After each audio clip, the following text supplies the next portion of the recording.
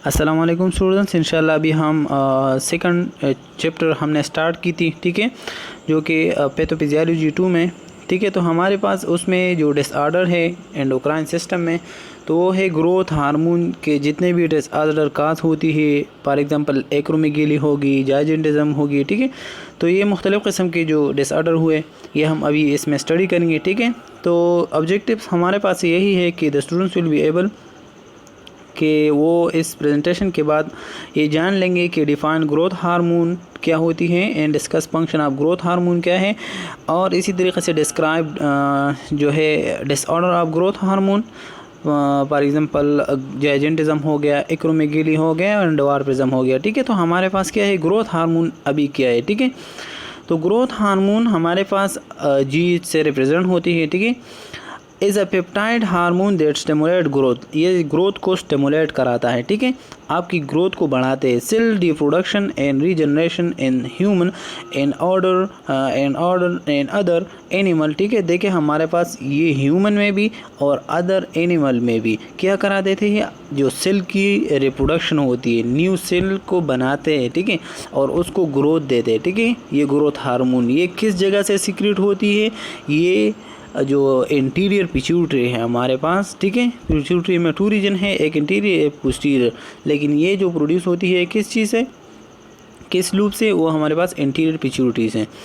तो growth hormone is a 191 amino acid single chain polypeptide that is synthesize store and secrete by somatotropic जो cells होती है, ठीक है, within the lateral wing of the anterior pituitary gland, ठीक है। तो इसने आपको बताया भी है कि हमारे पास विंग जो इंटीरियर पिट्यूटरी साइट्स होते हैं, ठीक है, उसमें भी यही होती है। फिर ये है कि सोमेटोट्रॉप जो सेल होती है, मतलब मुख्तलिफ़ किस्म के इलेक्ट्रोट्रॉप और सोमेटोट्रॉप, थायरोट्रॉप, मुख्तलिफ़ किस्म के सेल्स हमारे पिट्यूटरी में प्रेजेंट होती है। लेकिन ग्रोथ हार्मोन जो सेल से प्रोड्यूस होती है उसका क्या नाम है, आपने एक्सक्यूज़ के लिए याद रखना है कि सोमेटोट्रॉपिक सेल्स, ठीक है। फिर क्या है, और वो किस विंग में, मतलब उसकी जो शेप्स होते हैं ना, तो वो इसी तरीके से जो है विंग की तरह होती है ना, तो वो लेटरल विंग में प्रेजेंट होती है, ठीक है, ये सेल। और ये सेल कौन सी चीज़ को प्रोड्यूस कराते हैं, ग्रोथ हार्मोन। और ग्रोथ हार्मोन जो है बना है सिंगल चेन से, और उसकी जो अमीनो एसिड की मकदार होती है वो हमारे पास 191 अमीनो एसिड है, ठीक है, उससे उसकी चेंज बना हुआ है, बाद में हम पिक्चर दिखाएंगे। तो सोमेटोट्रोपिन क्या है कि जो STH है, तो refer to the growth hormone produce naturally in animal. देखिए हमारे पास ये जो है नेचुरली होते हैं ना, ये एनिमल में ही प्रोड्यूस होती है, ठीक है। Where the term somatotropin refer to growth hormone produce by recombinant DNA technology. देखिए रिकम्बिनेंट जो डीएनए टेक्नोलॉजी होती है ना, ये एक सर क्या कि एक्सपेरिमेंटल प्रोसीजर है, ठीक है।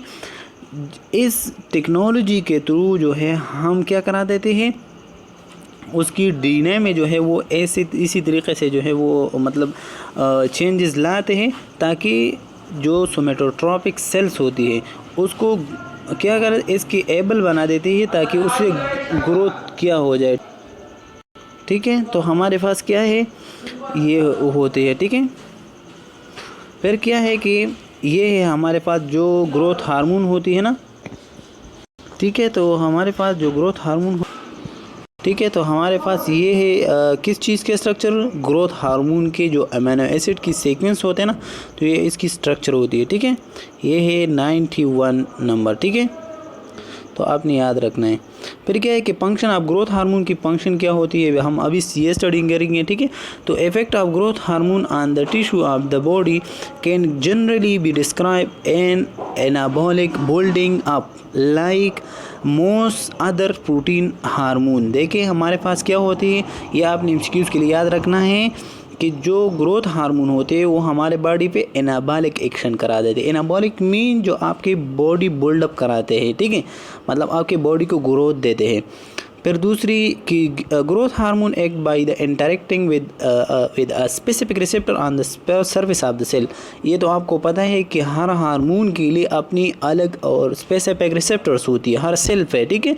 तो वो जो सेल मतलब क्या है कि वो बढ़ना चाहते हैं, तो ये जो ग्रोथ हार्मोन है उस रिसेप्टर से बाइंड होती हैं और मुख्तलिफ़ किस्म के ग्लूकोज और ये प्रोडक्शन उसको ज़्यादा करा देती है उस सेल को, और उसको उसकी उस बोन या सेल कोई भी चीज़ हो हमारी बॉडी में उसको बढ़ाते हैं, ठीक है, उसमें ग्रोथ कराते हैं। तो increase height during childhood is the most widely known as effect of the growth hormone. मतलब जो चाइल्डहुड के टाइम में जब एक बच्चे की क्या होती है, जो हाइट बढ़ती है ना, तो कौन से हार्मोन की वजह से, ये ग्रोथ हार्मोन ही की वजह से, ठीक है। In addition to increase height in children in adolescence, growth hormone has many other effect on the body। देखिए हमारे बॉडी पे मुख्तलिफ़ किस्म के और इफ़ेक्ट हैं, ठीक है, जो कि ग्रोथ हार्मोन कंट्रोल कराते हैं, ठीक है। और ये मुख्तलिफ़ किस्म के मतलब चिल्ड्रन में भी और थोड़ा सा बड़े बच्चों में भी, और एडोलेसेंस एज मतलब जो 18 से 20 एज तक, तो उसकी भी क्या करा देती है, ग्रोथ करा देती है। तो इसमें क्या मैकेनिज़्म होती है कि इंक्रीज़ कैल्शियम रिटेंशन। तो ग्रोथ हार्मोन का एक ये भी फंक्शन है कि एक कैल्शियम की रिटेंशन कराते हैं, calcium retention and strengthening the increase the mineralization of bone. देखिए हमारे बोन को मिनरलाइज करा देते हैं। जब आपके बोन को ज़्यादा कैल्शियम देती है, ठीक है, वो कौन से हार्मोन है जो आपको कैल्शियम बोन में डिपॉजिट करते हैं, आपको पता है, ये हमारे पास कैल्सिटोनिन हार्मोन होती है, जो कि हमारे पास थायराइड ग्लैंड होते हैं ना, उससे ही रिलीज़ होती है, ठीक है। बस इतना याद रखो कि कैल्शियम की रिटेंशन करना ये तो अच्छी है, लेकिन कौन करता है, कैल्सिटोनिन हार्मोन, ठीक है। और ये हमारे बोन को क्या स्ट्रेंथन मतलब मजबूत बनाते हैं, ठीक है, और मिनरलाइज करा देती है। फिर other function increase muscle mass through जो सार्कोमेर हाइपरप्लेसिया होती है, मतलब जो मसल की यूनिट होती है मीन सार्कोमेर, ठीक है, उसको बढ़ा देती है। उसमें हाइपरप्लेसिया उसकी सेल्स की जो मकदार होती है वो ज़्यादा करा देती है, ठीक है, और साइज़ में भी ज़्यादा करा देती है। प्रोमोट लाइपोलाइसिस, मतलब जो लिपिड की ब्रेकडाउन भी हमारे पास क्या ग्रोथ हार्मोन करा देती है। ये इसलिए कराते हैं कि आपके बॉडी के लिए तो ग्लूकोज होना चाहिए ना, फिर आपके बॉडी को अगर प्रॉपर तरीके से ग्लूकोज नहीं होती तो फिर वो लाइपोलाइसिस से अपने लिए ग्लूकोज बनाते, ठीक है। फिर क्या कि इंक्रीज़ प्रोटीन सिंथेसिस, और प्रोटीन की सिंथेसिस को इंक्रीज़ करा देती है, इसीलिए इंक्रीज़ करा देती है ताकि आपकी बॉडी बिल्डअप हो जाए, ठीक है। फिर अदर फंक्शन जो है हमारे पास कि stimulate the growth of all internal organ excluding the brain. ये आपने याद रखना है कि हमारे पास क्या होता है कि जो ग्रोथ हार्मोन होती है ये आपके ऑल इंटरनल ऑर्गन को क्या करा देते हैं, ग्रोथ देते हैं, लेकिन ये एमसीक्यूज है कि ब्रेन को ग्रोथ हार्मोन डेवलपमेंट नहीं देते, क्या एक्सक्लूडिंग द ब्रेन को वो ग्रोथ नहीं देते हैं, ठीक है। ये एमसीक्यूज आपने याद रखना है। फिर क्या है कि फ्ले अरू लेना हेमोस्टेसिस, मतलब जो आपके होमोस्टेसिस में ये भी मैकेनिज्म कराते हैं। मतलब अगर आपके बॉडी जो है वो ओवर ग्रोथ होती है तो आपकी जो है वो जो ग्लूकोज मतलब क्या है, जो ग्रोथ हार्मोन इनहिबिटिंग हार्मोन होती है, फिर वो उसकी नेगेटिव फीडबैक में जो है वो उस ज़्यादा ग्लूकोज मतलब जो ग्रोथ हार्मोन रिलीज़ हुआ है उसको कम करा देते हैं, ठीक है। फिर क्या है कि जो reduce liver uptake of glucose, तो ग्लूकोज जो है वो लेवर में अपटेक ज़्यादा अपटेक से क्या करा देते हैं, कम करा देते हैं, ठीक है। फिर क्या है कि प्रोमोट ग्लूकोन्यूजेनेसिस प्रोसेस इन द लेवर। देखिए हमारे पास हमारे लेवर में ग्लूकोन्यूजेनेसिस प्रोसेस बना देते हैं। ग्लूकोन्यूजेनेसिस प्रोसेस वो प्रोसेस होती है जो आपके बॉडी के लिए जब ज़्यादा ग्लूकोज चाहिए होती है ना, तो आपके बॉडी इनडायरेक्ट फॉर्म से ग्लूकोज बनना स्टार्ट कर देती है। तो उस ग्लूकोज को मतलब जो इनडायरेक्ट फॉर्म से बनाते हैं ना, तो वो किस जगह पे, लेवर पे बनाते हैं, ठीक है। तो उस प्रोसेस को हम ग्लूकोन्यूजेनेसिस कहते हैं। फिर contribute to the maintenance of the function of the stimulate the immune system, ठीक है, या इस तरह contribute to the maintenance of and function of pancreatic isolate, मतलब जो इंसुलिन की प्रोडक्शन होना, ग्लाइकोजन की प्रोडक्शन होना, या इसी तरीके से मतलब जो बीटा सेल, अल्फा सेल और गामा सेल होती है ना पेंक्रियाज में, तो ये है। और सोमेटोस्टेटिन, ठीक है, जो डेल्टा से सीक्रेट होती है, तो इसको मेंटेनेंस रखते हैं, ठीक है। कौन से हार्मोन, ग्रोथ हार्मोन। फिर क्या है कि स्टिमुलेट द इम्यून सिस्टम, और आपकी इम्यून सिस्टम जो है वो भी स्टिमुलेट करा देती है, ठीक है। फिर हम आते हैं कि जो मेन डिसऑर्डर्स होती है, ठीक है, ग्रोथ हार्मोन की वजह से आती हैं, तो वो है following are the disorder of growth hormone, ठीक है। तो ग्रोथ की जो हार्मोन होती है डिसऑर्डर, ठीक है, तो उसमें हमारे पास फर्स्ट जो है वो जाइजेंटिज्म आती है, ठीक है, एक्रोमेगेली आती हैं और ड्वार्फिज्म आते हैं, ठीक है। तो एक एक हम पढ़ेंगे, हाँ इंशाल्लाह आप हमारे साथ रहिए। अगर आप केम्यू नर्सिंग लेक्चर अहमद पे नहीं हो तो प्लीज़ सब्सक्राइब कीजिए, हमें सपोर्ट दीजिए, ठीक है, ताकि और बेल आइकन को दबा दीजिए ताकि नहीं आने वाली वीडियो आप लोगों तक बर वक्त पहुँच जाए, ठीक है। तो अच्छा स्टूडेंट, ये हम स्टडी करेंगे कि जाइजेंटिज्म क्या है। तो gigantism is a condition characterized by the excessive growth hormone या growth and height significantly above average. देखिए, जब आपकी ग्रोथ हार्मोन नॉर्मल मकदार से वो क्या हो जाती है, अबव हो जाती है, मतलब ज़्यादा हो जाती है, तो फिर आपकी जो हाइट होती है ना वो होती है, वो भी एबनॉर्मल ग्रोथ स्टार्ट करा देती है, ठीक है। फिर क्या है कि in human this condition is caused by the overproduction of growth hormone in children before the lung long bone epiphyseal जो क्लोजर होती है, एपिफाइसल फ्लैट होती है, ठीक है, closure resulting in the person between 7 feet 9 feet and height. देखिए, हमारे पास आपको पता है कि आपकी एक पर्सन की जो लॉन्ग बोन होती है ना, तो उस लॉन्ग बोन की जो ग्रोथ होती है वो किस वजह से होती है, वो इस जगह में एक थोड़ा सा एपिफाइसल फ्लैट मौजूद होती है। उस एपिफाइसल फ्लैट जो होती है ये प्यूबर्टी के मतलब ये तकरीबन 20 और 22 एज तक जो है वो एपिफाइसल फ्लैट से ही इंसान की ग्रोथ हो जाती है। मतलब ये है कि 22 एज तक इंसान की ग्रोथ हो जाती है, फिर इसके बाद इंसान की ग्रोथ ख़त्म हो जाती है। तो ये क्या है, तो इंस्क्यूज के लिए याद रखें कि before the long bone of the epiphyseal plate closure से पहले अगर एक इंसान की ज़्यादा ग्रोथ हार्मोन रिलीज़ हुई ना, तो फिर इसको कौन सा डिजीज़ बनेगा, उसको जाइजेंटिज्म ही बनेगा। समझ गए स्टूडेंट्स। और उसकी नॉर्मल कद जो है वो मतलब 7 फीट होंगी जाइजेंटिज्म पर्सन के, ठीक है, और या 9 फीट होंगी। फिर ये है देखिए, ये एक मतलब 12 ईयर्स के एक बच्चा है, ठीक है, और उसकी कद को देखे वो अपने माँ से जो है भी बड़ा है, ठीक है। तो ये है मतलब जाइजेंटिज्म, मतलब एपिफाइसल फ्लैट जो होती है इस जगह पे, ठीक है, तो उसमें वो मतलब वो क्लोज़ नहीं हुआ है, और उसको क्लोज़ होने से पहले ग्रोथ हार्मोन ज़्यादा प्रोड्यूस हुए, तो एपिफाइसल फ्लैट से आपके बोन बढ़ते हैं, उसकी लेंथ में इंक्रीज़ आ जाती है, तो फिर वो एक्सेसिव इंक्रीजमेंट आ जाती है। फिर आज की जो काजेस होती है ना, तो जाइजेंटिज्म जो है it's usually cause by a tumour, ठीक है।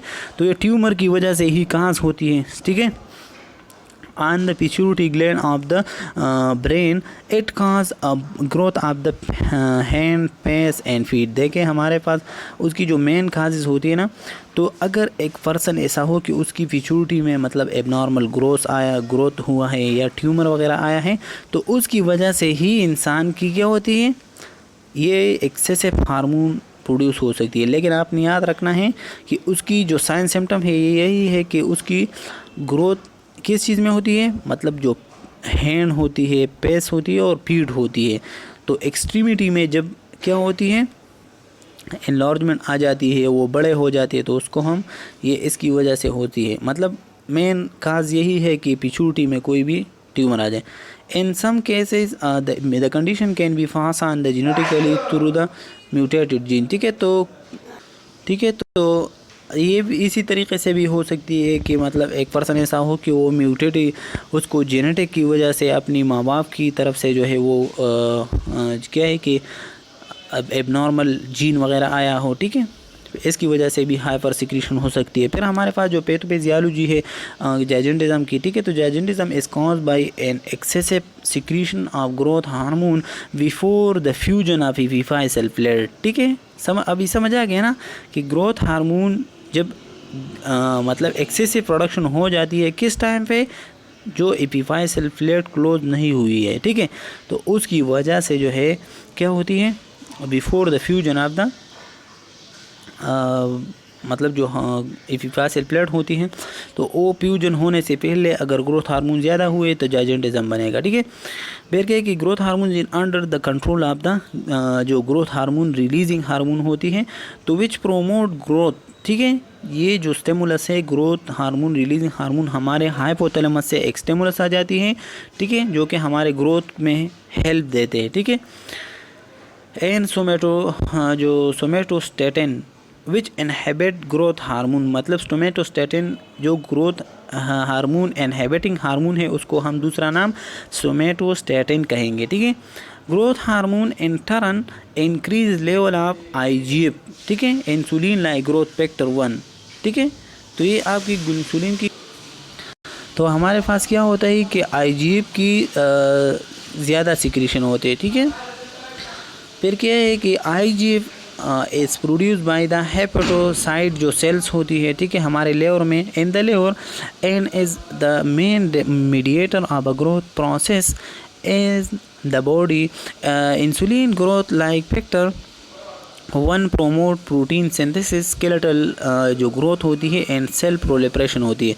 तो आईजीएफ जो है मेनली जो है वो है मतलब हमारे लेवर की जो सेल्स होती है उससे क्या होती है, उससे सिक्रीशन हो जाती है लेवर में। ठीक है, और फिर ये ग्रोथ की जो प्रोसेस होती है उसको मीडिएट करवाते हैं, उसको मेंटेनेंस करवाते हैं। ठीक है, तो आईजीएफ का मेन काम यही है कि ये प्रोटीन जो है प्रोटीन की प्रोमोशन करा दे। ठीक है, तो ये हमारे पास क्या होती है कि प्रोटीन की सिंथेसिस करते हैं।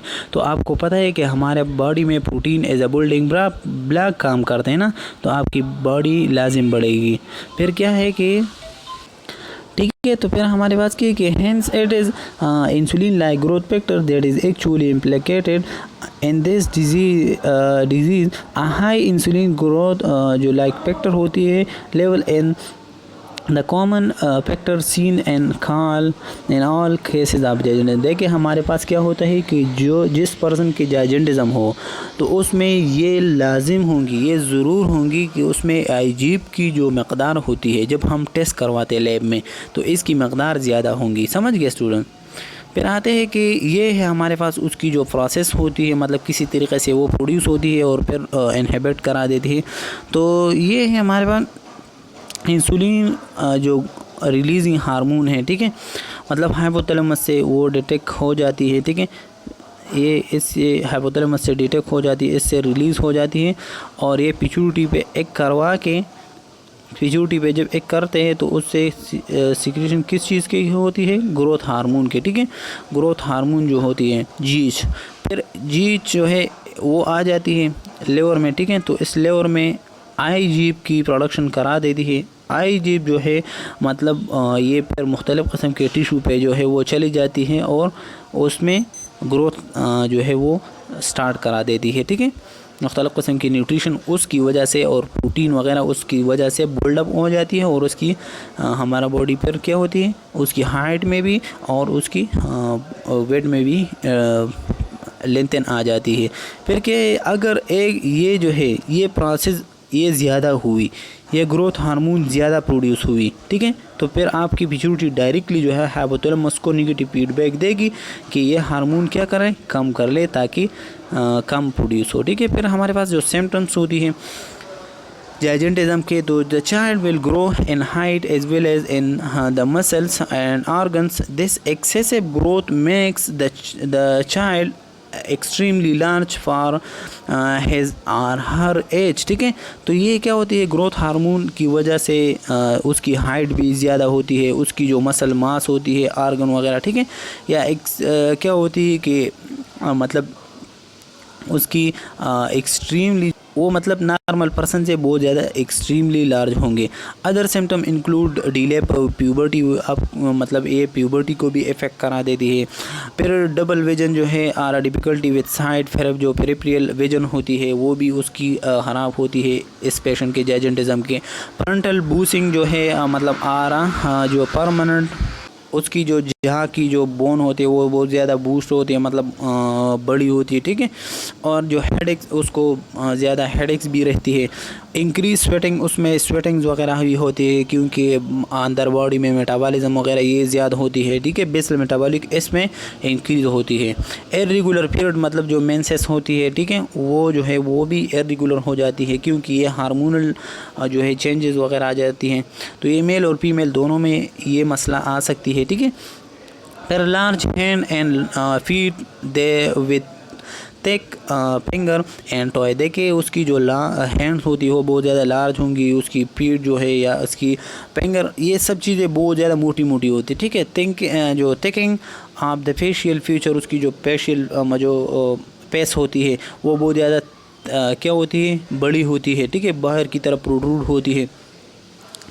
फिर क्या है, क्योंकि एबनॉर्मल कंडीशन है और ग्रोथ हार्मोन एबनॉर्मल हुआ है, ठीक है, तो फिर लाजिम आर्गन तो बढ़ेगा ना, वीकनेस आ जाती है पर्सन को, ठीक है।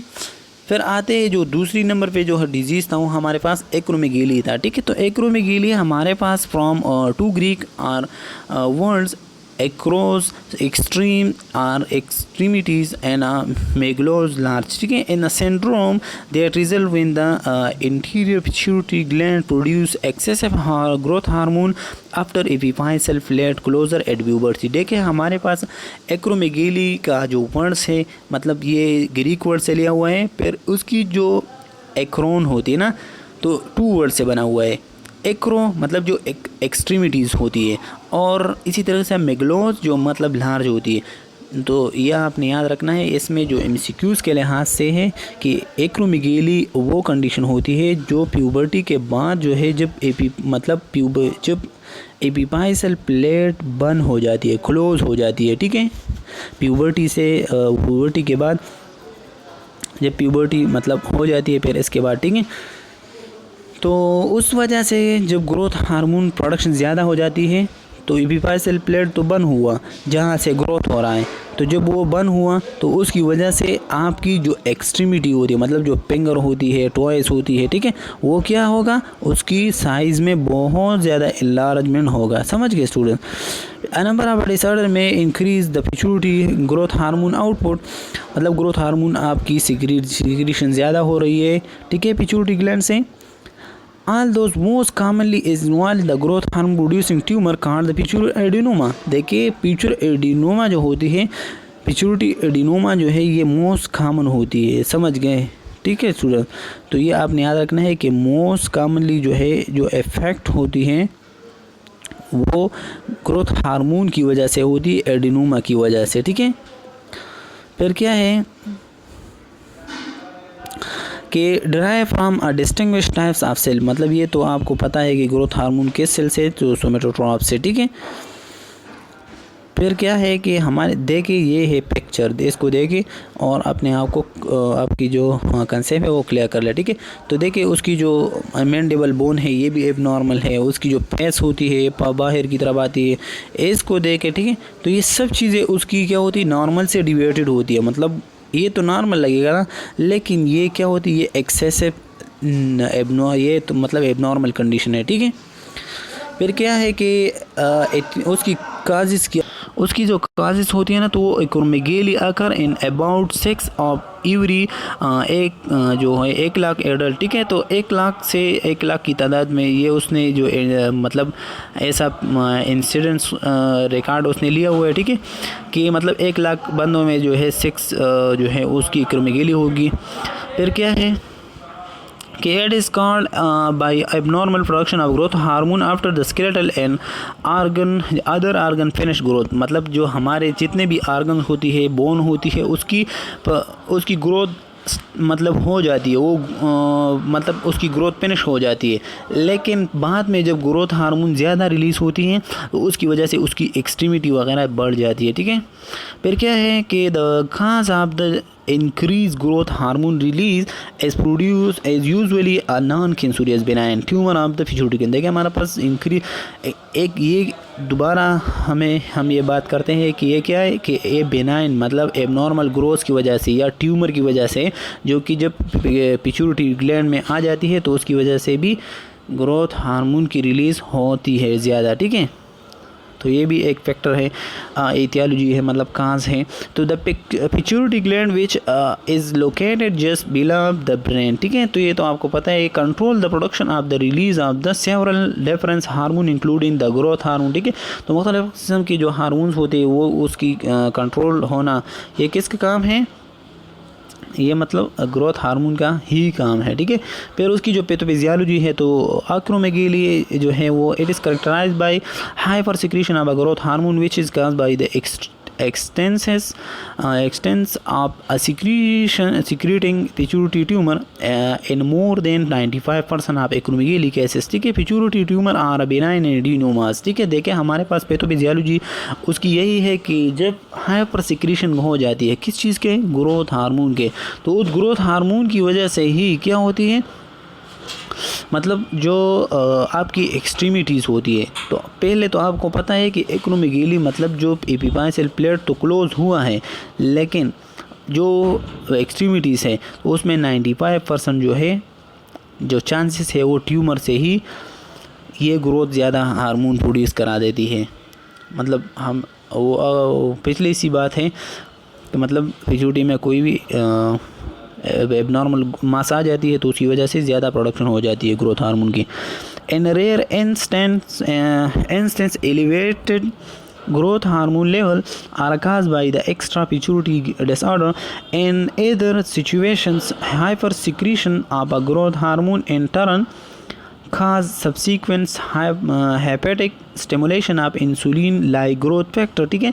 तो ये भी आपको पता है कि मतलब जब पिट्यूटरी ग्लैंड से ग्रोथ हार्मोन ज़्यादा प्रोड्यूस होती है तो उसकी वजह से वो लेवर पे एक्ट करेगा, वो लेवर में जो सोमेटोस्टेटिन या सोमेटोमेडिन होते हैं ना, मतलब उसको हम कहते हैं सोमेटोमेडिन, इंसुलिन लाइक ग्रोथ फैक्टर जो है, ठीक है, आईजीएफ, तो ये ज़्यादा प्रोड्यूस होंगे। जब ये ज़्यादा प्रोड्यूस होंगे तो उसकी वजह से जो है फिर मतलब ग्रोथ ज़्यादा होंगी, ठीक है। तो फिर हमारे पास जो साइन सिम्टम्स हैं, तो सिम्टम्स में जो है आती है कि वीकनेस इंसान को आती है, क्योंकि ये तो एक्रोमेगाली होते हैं ना, फिर जब एबनॉर्मल ग्रोथ होगा ना इंसान को वीकनेस फील होगी, फिर उसके फैटिग्स बहुत ज़्यादा होंगी, ठीक है, एक्सेसिव हाइट उसमें बढ़ेगी, एक्सेसिव स्वेटिंग इंसान को होगी, फिर क्या है कि हेडेक्स भी होंगी, जो हेवीनेस होती है मतलब अपने आप को जो है ऐसा बोर सा फील करेंगे, ठीक है। जॉइंट पेन होंगी एक पर्सन का जो कि एक्रोमेगाली होंगी।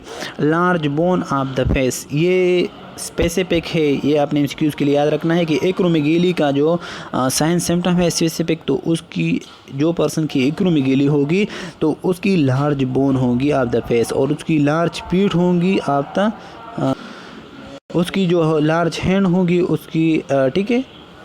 फिर आते हैं कि जो जा होती है ना, तो वो जा उसकी लार्ज जा होंगी, मतलब प्रोग्नोटिज्म होंगी, ठीक है। तो प्रोग्नोटिज्म मीन ये भी टर्मिनोलॉजी है कि उसकी जा लार्ज होंगी, और उसकी जो टंग्स होती है मतलब मैक्रोग्लोसिया, ठीक है, तो लार्ज टंग भी होंगी, ठीक है। तो जॉइंट जो लिमिटेड जॉइंट होगी, मूवमेंट होगी, स्लीप एपनिया मतलब जो वो जब सोते हैं ना तो वो उसको रेस्पिरेशन की मसला आ जाती है, ठीक है, उसकी सांस जो है वो चली जाती है। फिर क्या है कि जो उसकी swelling of the bony area around a joint, ठीक है, तो उसकी जो अराउंड जॉइंट होती है ना वो स्वेल होंगी। Excessive hair growth in female, ठीक है, तो फीमेल में बहुत ज़्यादा जो है एक्सेसिव हेयर ग्रोथ होंगी। फिर क्या है कि वेट गेन मतलब अनइंटेंशनल जो है उसको मतलब उसको पता नहीं होंगी, लेकिन वो क्या होंगी, उसकी वेट गेन होंगी, ठीक है, क्योंकि ज़्यादा से ज़्यादा जो है ग्रोथ हार्मोन बढ़ेगा। तो जब ग्रोथ हार्मोन होगा तो ग्लूकोज वो बढ़ेगा, ग्लूकोज वो सेल में चले जाएगा, और सेल आपकी क्या होंगी, वो स्वेल होंगी, वो बड़ी होंगी, ठीक है। फिर जो लास्ट वाले डिजीज़ हैं, जो एड्रीनल ग्लैंड के जो डिजीज़ हमने एंडोक्राइन सिस्टम में स्टार्ट की थी, ठीक है, तो वो ड्वार्फिज़म है, ठीक है। तो ड्वार्फिज़म एक छोटी सी रिक्वेस्ट करता हूं कि अगर आपके भी नर्सिंग लेक्चर अहमद पे नहीं हो तो प्लीज़ हमें सपोर्ट दीजिए, सब्सक्राइब कीजिए और बेल आइकन को दबा दीजिए ताकि नई आने वाले नोटिफिकेशन आप तक बर वक्त पहुँच जाए, ठीक है। तो ड्वार्फिज़म हमारे पास occur when in individual is a short and stature resulting from a medical condition caused by a problem that arises in a pituitary gland in which the growth of the individual is very slow or delayed। देखिए हमारे पास ये एक medical condition है, पहले तो इसकी उसके लिए याद रखें, ठीक है। उसकी वजह से क्या होती है कि एक इंसान की जो कद होती है वो बहुत ज़्यादा शॉर्ट होती है, वो स्ट्रेचर होती है मतलब, ठीक है। तो इस मेडिकल कंडीशन की वजह से जब पिट्यूटरी ग्लैंड में कोई भी प्रॉब्लम आ जाए या ट्यूमर आ जाए या उसमें कोई भी सेल डैमेज हो जाए, ठीक है, तो उसकी वजह से ज़्यादा हार्मोन प्रोड्यूस नहीं होते। जब प्रोड्यूस नहीं होते तो फिर क्या होते हैं, उसकी जो प्यूबर्टी है, उसकी जो डेवलपमेंटल स्टेजेस है वो डिले होंगे, ठीक है। फिर क्या है कि जो डवार्फिज्म है, तो dwarfism is generally defined as an adult height of 4 feet 10 inches or less, मतलब 147 centimeter। the average adult height among people with dwarfism